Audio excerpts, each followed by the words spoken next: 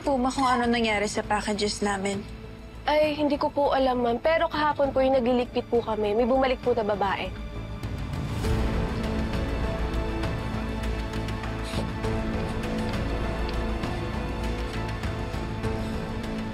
Check natin yung mga basura. Tara.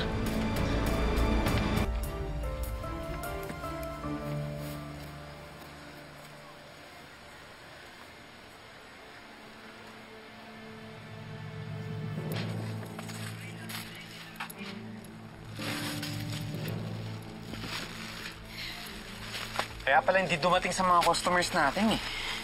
May nanira at nagkapon. Justin, isa lang pwede gumawa nito. Napakawalang ya talaga na Libby. Lahat gagawin niya para manalo. Para makuha lahat sa akin. Alam mo, wala ka bang bilib sa akin? Pagkasama mo, palagi tayong panalo. Hindi ko na naman sinasabi sa akin. Hindi lang alam mo. Libby, pwede ba? Bago ka mag-ayos ng buhok mo, ayusin mo muna yung ugali mo.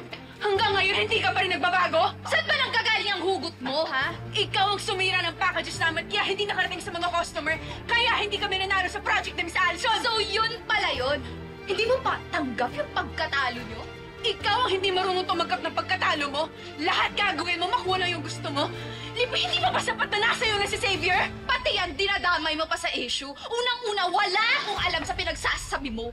Kaya wag mo ang pinagbibintangan at pangalawa, happy na kami ni Xavier sa isa't isa.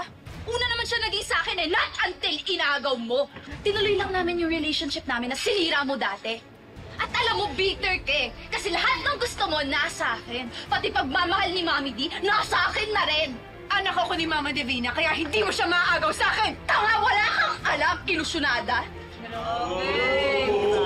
Bakit ganyan ka?